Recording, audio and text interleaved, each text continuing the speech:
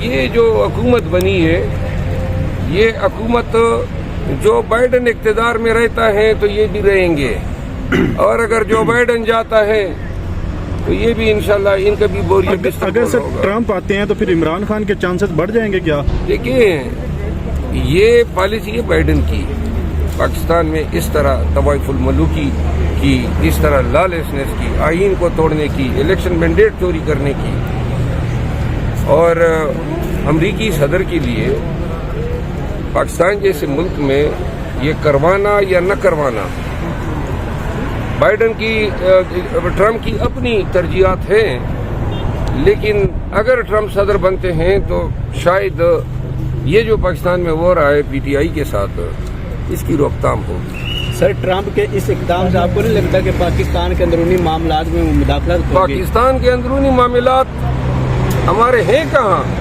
ساری عمر تو ہم بٹو رہے ہیں امریکہ کے، کون سی پالیسی ہیں جو ہماری امریکہ کے بغیر ہم نے کبھی بنائی ہو؟ یہ کیا خود مختاری کے نعرے آپ لوگ لگا رہے ہیں؟ خود مختاری کہاں کہ جس نے خود مختاری دلانی چاہیے پاکستان کو ایشین ٹائگر بنانا چاہا، یہ جو رشیا گیا روبیل میں جو پیٹرول خریدنا چاہتا تھا، جو گیس کے سستے معاہدے کرنا چاہتا تھا، جو ایران کے ساتھ ٹریڈ کرنا چاہتا تھا، جو ملائیشیا اور ٹرکی کے ساتھ پاکستان کو ریجنل سطح پہ ایشیا میں جو ہے معاشی خود مختاری دینا چاہتا تھا، اس کا کیا اثر کیا ہے؟ جیل میں ڈالا ہوا ہے، پارٹی آپ نے ان کی توڑ دی، مینڈیٹ ان کا چوری کیا، قتل آپ نے ہمارے ورکرز کیے، ہمارے ورکروں کو جیلوں میں ڈالا ہے، ابھی بھی سینکڑوں پڑی ہوئی ہیں، خواتین تک پڑی ہوئی ہے۔ یہ ظلم دیکھو پاکستانیوں، یہ آپ لوگوں کے ساتھ ظلم ہو رہا ہے۔ ہم آپ کے بچوں کی جنگ لڑ رہے ہیں، آپ کی مستقبل کی جنگ لڑ رہے ہیں۔ پاکستان میں جب تک حقیقی آزادی نہیں آئے گی، یہ مصلحتوں کے تحت یہ ذلالت بری زندگی ہمارا مقدر رہے گی۔ مروت صاحب، میڈیا کے اوپر پابندیاں مزید لگنے جا رہی ہیں، کسی بھی بات کرنے کے اوپر ایف آئی آر ہو جاتی ہے اور ایف آئی اے کو نوٹس، ایف آئی اے کی طرف سے نوٹس ہو جاتا ہے۔ مزید وہ ہمارا ایک لڑکا ہے ڈیجیٹل میڈیا کا حسنین، اس کے ساتھ اس طرح کا واقعہ ہوا ہے۔ حسنین کے بارے میں حسنین کا کیس لڑوں گا۔ اس نے ہیلی کاپٹر کا ذکر کر کے کیپشن لگایا، آگے سے نوٹس، میں خود ابھی ایف آئی اے سے آ رہا ہوں۔ جلسے میں اجازت نہیں دی آپ کو؟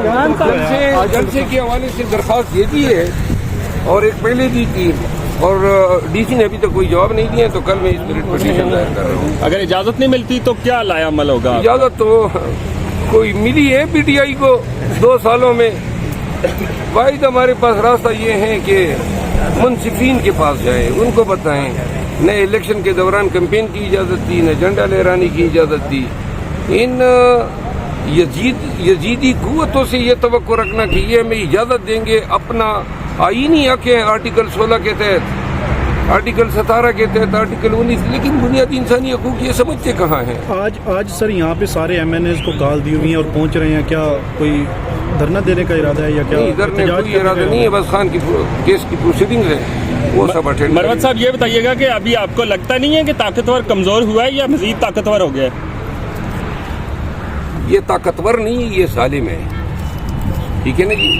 یہ اپنے قوم، اپنے ملک کے ساتھ ظلم کر رہے ہیں۔ 1 صدی کا انقلاب آیا، 100 سال بعد پاکستان میں اتنا، یعنی 100 سال کا یہ صدیوں میں انقلاب ایسا آتا ہے۔ پنجاب نے پہلی دفعہ تاریخ میں جو ہے اسٹیبلشمنٹ کے خلاف ووٹ دیا ہے، اور جناب یہ بن گئے صدر، وزیر اعظم، گورنر، وزراء۔ ایسا ہوتا ہے مہذب ممالک میں۔ مینڈیٹ چوری کی ہے انہوں نے، آئین کو توڑا ہے، اور اس میں جو بائیڈن کی حکومت کی ایما پہ یہ سب کچھ پاکستان میں ہو رہا ہے۔ تو لہٰذا جو یہ کر رہے ہیں ملک کے ساتھ 9 مئی کے نام پہ، 9 مئی کا ڈھکوسلا ہے، اور آج تک کل پرسوں خواجہ آصف کا بیان آیا، یہ ہر چیز پہ گمراہ کن بیانات دے رہے ہیں۔ وہ جو فوجی شہید ہوئے تھے، ہم نے ان کی مغفرت کی ہے۔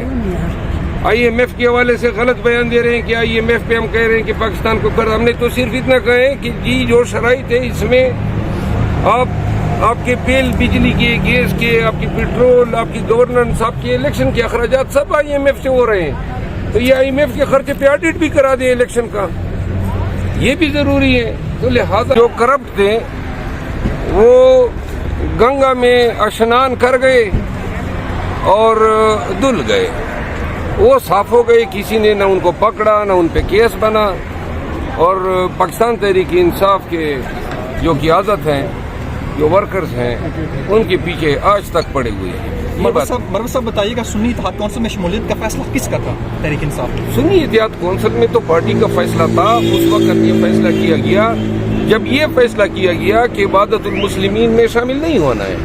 یہ فیصلہ کس کا تھا کہ وحدت المسلمین میں شامل نہیں ہوں؟ دیکھیں، یہ میں یہ بتا چکا ہوں کہ میں خود ان چیزوں سے لا علم ہوں، لیکن یہ بات میں نے کی ہے۔ اب آپ لوگ عمران خان کی کتنی رائے تھی؟ عمران خان کی رائے تھی کہ آپ سنی اتحاد کونسل میں شامل ہوں؟ نہیں، لازماً عمران خان کی منظوری سے ہوا ہے۔ خان صاحب کو قائل کس نے کیا تھا اس پر؟ میں خان صاحب کے ساتھ بیٹھا تو نہیں تھا، کس نے کہا، آئی ڈونٹ نو، مجھے علم نہیں ہے اس کا۔ Thank you. ابھی FIA میں میری حاضری تھی اور وہاں پہ میں نے ان کو شواہد دی ہے، میں واپس آ کے پھر تفصیلی بات کرتا ہوں۔ ٹھیک ہے۔